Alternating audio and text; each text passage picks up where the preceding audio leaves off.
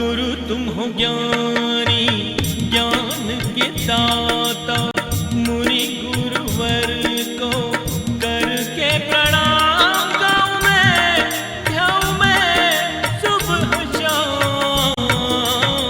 पुलक सागर एक नाम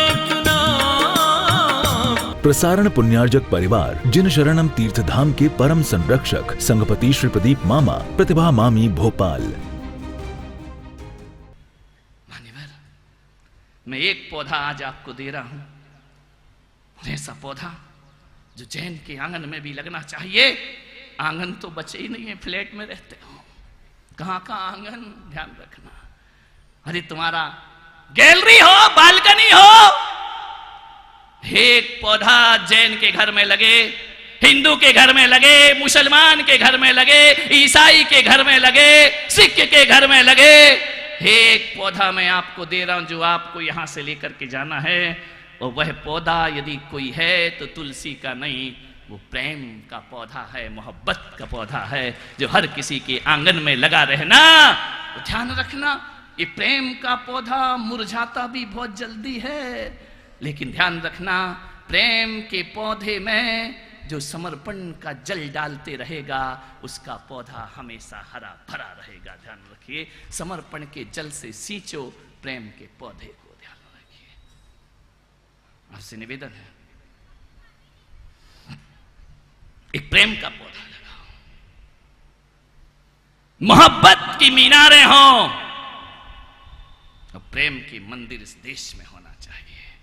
ये पुलक मंच के लोग बैठे, मनीष पाटनी वगैरह, मैं जब आया भी नहीं था, आने से पहले इन्होंने एक संस्था बना ली और इन्हें एक काम सौंपा गया कि तुम्हारे शहर में व्यस्ततम जगह पर प्याऊ होना चाहिए, पानी की व्यवस्था होना चाहिए। इन बच्चों ने करके दिखाया, एक नहीं 4-4 जगह इन्होंने प्याऊ लगाए। मैं उन्हें आशीर्वाद प्रदान करता हूं। मैं आपसे निवेदन करता हूं कि आदमी के लिए तो प्याऊ लगा दिए, कभी किसी कुंडे में पक्षी को भी पानी रख दिया करो। आदमी तो पानी ढूंढ लेता है, परिंदा कहां पानी ढूंढेगा। ध्यान रखना, ये परिंदा जो सरेआम जमीन से गिरा है, मुझे मालूम है ये प्यास से मर के गिरा है। ध्यान रखिए, आपके घरों में एक कुंडे में पानी नहीं है पक्षियों के लिए, भीषण गर्मी, उन्हें कौन पानी लाके, आज पक्षी नहीं है, आज चिड़िया नहीं दिखती है, उनके लिए ना भोजन है ना पानी है। हर घर में, मैं तो कहता हूं मुनियों के कमंडल का जल मिले या ना मिले, पक्षी के पीने का पानी का कुंडा हर किसी के घर में मिलना चाहिए, हर किसी के आंग छत पे रखा हुआ होना चाहिए। ये आपका दायित्व है, ये हमें बचाना है इस संस्कृति को, इस प्रकृति को। मान्यवर, आपसे मेरा निवेदन है, प्रेम का पौधा लगाओ। अब की बार ऐसी लहर ला दो इस अहमदाबाद में कि पानी के ही नहीं, प्रेम के प्याऊ भी घर घर में लगना चाहिए। तुम्हारे घर कोई आए, प्रेम का पानी पी करके जाए। क्यों इंतजार करते हो? मुसलमान इंतजार करता है कि जब ईद आएगी तो गले मिलेंगे, हिंदू इंतजार करता है होली आएगी तो गले मिलेंगे, जैन इंतजार करता है संवत्सरी क्षमावाणी आएगी तब गले मिलेंगे। पागल हो गए हो तुम। मैं पुलक सागर कहता हूं, हमारा देश तो त्योहारों का देश है। कितने त्योहार हैं हमारे देश में, दुनिया में कहीं इतने त्योहार नहीं होंगे। आज एकम, कल भाई दूज, परसों आखा तीज, आ गई गणेश चतुर्थी, आ गई ऋषि पंचमी, फिर आ गई चंदन छठ, फिर आ गई मोक्ष सप्तमी, फिर आ गई जन्माष्टमी, आ गई रामनवमी, आ गया दशहरा, आ गई डोल 11, आ गई बक्ष बारस, आ गई धनतेरस, फिर आ गई दिवाली। अब बता कौन सा दिन खाली विचार। हमारे यहाँ तो एकम से लेकर दिवाली तक त्योहार ही त्योहार होते हैं। मैं आपसे निवेदन कर रहा हूं बड़े विनम्रता के साथ, रोज अपने जीवन में ध्यान रखिए, इंतजार मत करो, ध्यान रखो। सुबह गले मिलो तो समझना आज होली का त्योहार है। रोज शाम गले मिलो, ईद का त्योहार है, दिख गया चांद। अरे आकाश का चांद मत देखो पागलो, अपने घर में भी कुछ चांद रहते हैं, उन्हें देखकर भी गले मिल लिया करो और जीवन को ईद का त्योहार बना लो। और दोपहर को जब मिलो तो समझ लेना हो गया मिच्छामि दुक्कड़म, उत्तम क्षमा हमारी हो गई, संवत्सरी हो गई।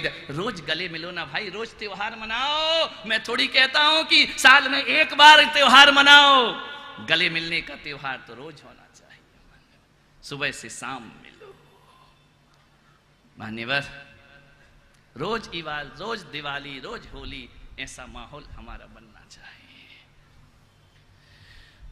आपसे निवेदन है, मैंने सोचा एक दिन कि भगवान महावीर ने प्रेम शब्द का प्रयोग क्यों नहीं किया, उन्होंने वात्सल्य शब्द का उपयोग किया।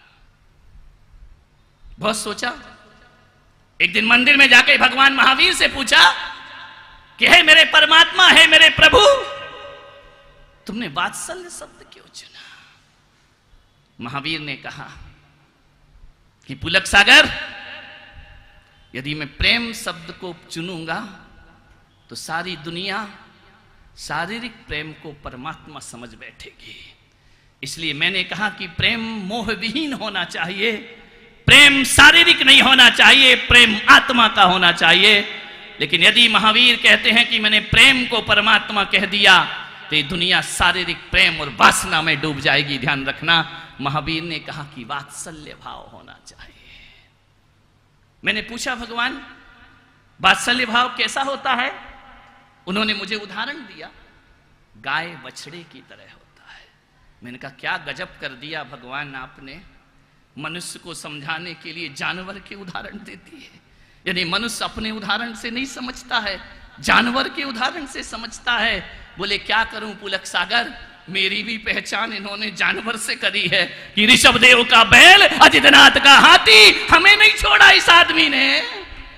सारे भगवानों की पहचान यही तो है। भोलेनाथ बैठे हैं नंदी बैल पर, ध्यान रखना, दुर्गा बैठी है तो शेर पर बैठी, सिंह वाहिनी। हर भगवान को तुमने जानवर से पहचाना तो महावीर ने कहा जब तुमने हमें जानवर से पहचाना तो मैं भी तुम्हें जानवर से पहचान कराऊंगा। ध्यान रखिए, विचार करना है। मैंने कहा फिर भी भगवान अच्छा उदाहरण दे देते, कैसे प्रेम से रहें। अरे बोल देते कि सौभाग्यमल कटारिया जैसे प्रेम से रहो, लेकिन तुम तो कहते गाय बछड़े की तरह प्रेम से रहो। महावीर ने कहा कि सुनो, ये भी बोल सकते थे ना कि मां बेटे जैसा प्रेम करो, गाय बछड़े जैसा प्रेम करो। बोले देखो, यदि कोई गाय और इंसान की मां अपने बच्चे को दूध पिलाती है तो बुढ़ापे में रोटियों की इच्छा रखती है। कहते हैं ना, मैंने तुझे आंचल का दूध पिलाया है, तू मेरे बुढ़ापे की लाठी बनना। ध्यान रखना, इतना स्वार्थ इंसान के अंदर होता है। लेकिन जब गाय अपने बछड़े को दूध पिलाती है ना, तो बुढ़ापे में घास की उम्मीद नहीं रखा करती है, वह निश्चल भाव से अपने बछड़े को दूध पिलाती है। महावीर ने कहा स्वार्थ विहीन प्रेम होना चाहिए, और स्वार्थ विहीन प्रेम इस धरती पर किसी का है तो गाय और बछड़े का प्रेम स्वार्थ। किसी गाय ने कहा ये बछड़ा मैं दूध नहीं पिलाऊंगी, तू बुढ़ापे में मुझे घास देना, जब मुझसे चलते ना बने तो सहारा देना। नहीं, ये पूंछ वाले निस्वार्थ प्रेम करते हैं, मूंछ वाला स्वार्थ में प्रेम करता है। ध्यान रखिए, आपसे निवेदन, हर प्रेम में स्वार्थ समाया है तुम्हारा। ध्यान रखिए, वात्सल्य भाव रखो। मान्यवर, मैं एक दिन मुंबई से बिहार कर रहा था, सुबह सुबह का समय था। मैं निकल गया सुबह सुबह बिहार करते हुए। मैंने क्या देखा, रास्ते में एक महिला कुत्ते के बच्चे को गोद में लेकर मॉर्निंग वॉक करा रही। मैंने कहा कमाल हो गया भाई, कुत्ते के बच्चे को लेके मॉर्निंग वॉक। यहां तक भी मैं कुछ नहीं बोला। थोड़ी देर बाद क्या देखता हूं, उसके बच्चे को नौकर लेके चल रहा है। मैंने कहा अब तो हद हो गई दुनिया की। ध्यान रखना, अब तो ये बहुत बड़ी बात हो गई। कुत्ते के बच्चे को तुम गोद में लेके चलो, तुम्हारे बच्चे के लिए नौकर लगा हो, इससे बड़ी मानवता की हत्या और क्या होगी। ध्यान रखना। मैंने महाराज से पूछा, मैंने कहा महाराज देख रहे हो बोले महाराज क्या दिख रहा है? मैंने कहा तुम देखो मेरी दृष्टि से। बोले क्या? मैंने कहा कुत्ते के बच्चे को महिला लेके घूम रही है। मैंने बोला ऐसा क्यों हो रहा है? अब ये महाराज तो अपनी अटकलें, अरे मॉडर्न जमाना है, रिच फैमिली में ऐसे ही हुआ करता है। मैंने कहा क्या मालूम रिच फैमिली में कुत्ता आदमी होता है और आदमी कुत्ता होता है, मुझे पता ही नहीं था, ध्यान रखिए। मुझे क्या मालूम था आदमी की जिंदगी कुत्ते से भी बदतर हुआ करती है, विचार करिए। मैंने कहा नहीं महाराज तुम नहीं समझे अभी। तो बोले क्या होता है? मैंने कहा या तो ये महिला पिछले जन्म में इस कुत्ते की मां रही होगी, मेरा धर्म तो ये कहता कर्मों का फल है, ध्यान रखिए, या फिर अगले जन्म में बनने की, आगे का प्रवचन आपको याद है, बनने की तैयारी कर रही है। बड़ा ताजुब होता है जब पड़ोस में बच्चा रोए तो हमारे घर में एक कप दूध नहीं मिलता है, वो कुत्ते के लिए स्पेशल दूध आया करता है। अरे आदमी के साबुन से ज्यादा कुत्ते के साबुन महंगे हो गए हैं। जितना महंगा शैम्पू आदमी नहीं लगाता उससे ज्यादा महंगा कुत्ता लगाता है। मेरा एक संग में है एक आदमी, उसने देखा महाराज यदि मुंबई में कुत्ते की इतनी इज्जत है तो भगवान मुझे अगले जन्म में, मैं देखता हूं बसों में से, कार में से कुत्ता झांक रहा, जीभ निकाल रहा है।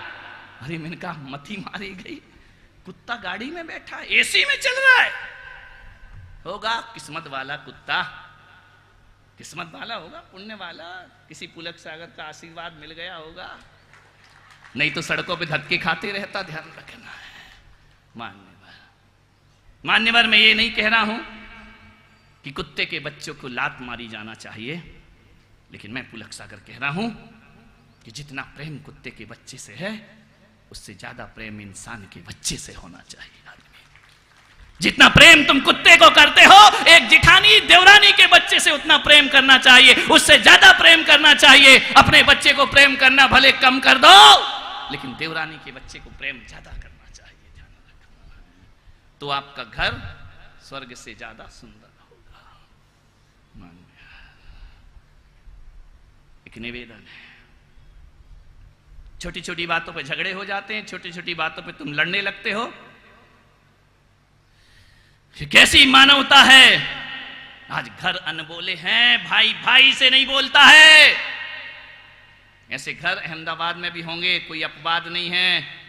कोई दूध के धुले नहीं हो तुम, दूध का धुला इस धरती पर कोई नहीं है, मैं भी नहीं हूं, ध्यान रखना। दूध के धुले तो केवल तीर्थंकर भगवान होते हैं, जिनका जन्म होते ही जन्माभिषेक दूध से, बाकी कोई दूध का धुला नहीं, हर की दूध में मिलावट है। मैं जाता हूं सुबह अभिषेक देखने, मैंने कहा ये दूध इतना सांवला सा क्यों हो रहा है? बोले पानी मिला दिया गया है।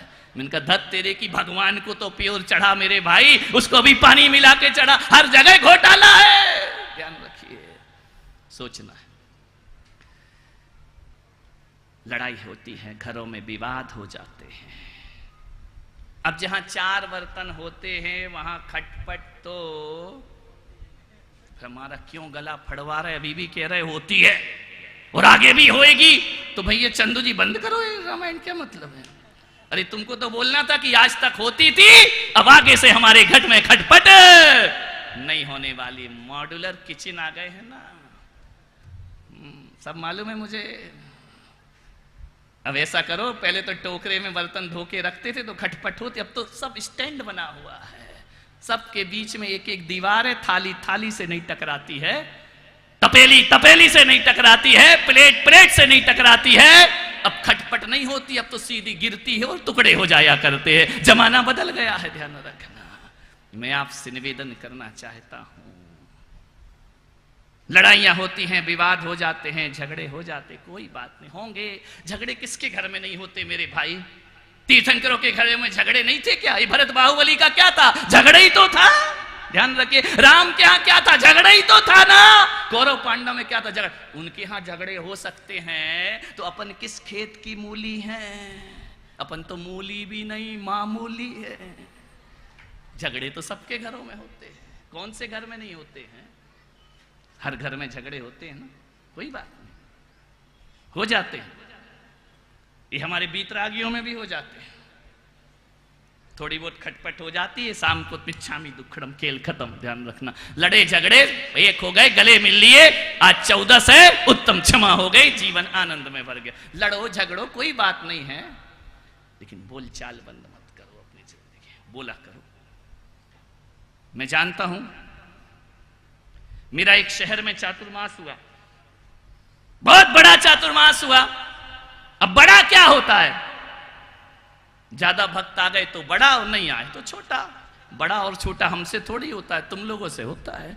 ये बड़े लोग आ गए तो महाराज बड़े हो गए, छोटे आए तो महाराज छोटे हो गए। लेकिन मैं कहता हूं, मेरी सभा में आने वाला ना कोई बड़ा होता है ना छोटा होता है, मेरी सभा में जो आ जाता है वो भगवान का बंदा हुआ करता है, परमात्मा का पुत्र हुआ करता है। बहुत बड़ा चातुर्मास हुआ, आगरा में मेरा चातुर्मास था। चातुर्मास में पर्युषण पर्व आया। पर्युषण पर्व के आखिरी दिन क्षमावाणी का त्योहार आया। हजारों जनमेदिनी बैठी थी, सामूहिक प्रतिक्रमण चल रहा था। और प्रतिक्रमण के बाद मैंने सभी लोगों से आग्रह किया, निवेदन किया कि प्रतिक्रमण के बाद उत्तम क्षमा कार्ड में नहीं, मोबाइल में नहीं, खड़े होकर के एक दूसरे से गले मिल करके साल भर का मनोमालिन्य धो डालिए, दिल से दिल को मिला डालिए। ध्यान रखना, सारे लोग गले मिले। जो छोटे थे उन्होंने बुजुर्गों के पैर छुए, बुजुर्गों ने छाती से उन्हें लगा लिया। मैं देख रहा था पूरी सभा में सब गले मिले, 2 लोग गले नहीं मिले। हालांकि वो सबसे गले मिले पर आपस में गले नहीं मिले। मैंने देखा यार सब गले मिल रहे हैं, वो इधर निकल जाता, वो इधर निकल जाता। अब क्या करूं, मेरे चश्मे में सब दिखता है। कमजोर आंखें हैं, चश्मा थोड़ी है। बोले इस चश्मे में क्या क्या दिखता है? मैंने कहा इसमें रब दिखता है, ध्यान रखना, सब दिखता है इसमें। मैंने देखा, मैंने कार्यकर्ताओं से पूछा, चंदू और ये ऋषभ जी और केशु भाई, अशोक जी ऐसे कार्यकर्ता रहे होंगे, गौतम जी जैसे। मैंने कहा इधर आओ, वो आदमी सबसे गले मिल रहे हैं, आपस में गले क्यों नहीं मिल रहे हैं? उन्होंने कहा महाराज मत देखो उधर। मैंने कहा मत देखो उधर, क्यों? बोले वो नहीं मिलेंगे। मैंने कहा क्यों? अरे बोले नहीं मिलेंगे महाराज, तुम अपनी जिनवाणी करो और चलो, इस लफड़े में मत पड़ो। अरे मैंने कहा नहीं, मुझे बता, आज मैं यहां से उठने वाला नहीं हूं। ये 2 गले क्यों नहीं मिल रहे हैं? बोले 2 गले इसलिए नहीं मिल रहे हैं कि दोनों सगे भाई हैं। प्रसारण पुण्यार्जक परिवार जिन शरणम तीर्थ धाम के परम संरक्षक संघपति श्री प्रदीप मामा, प्रतिभा मामी, भोपाल। गुरु तुम हो ज्ञानी, ज्ञान के दाता, मुनि गुरु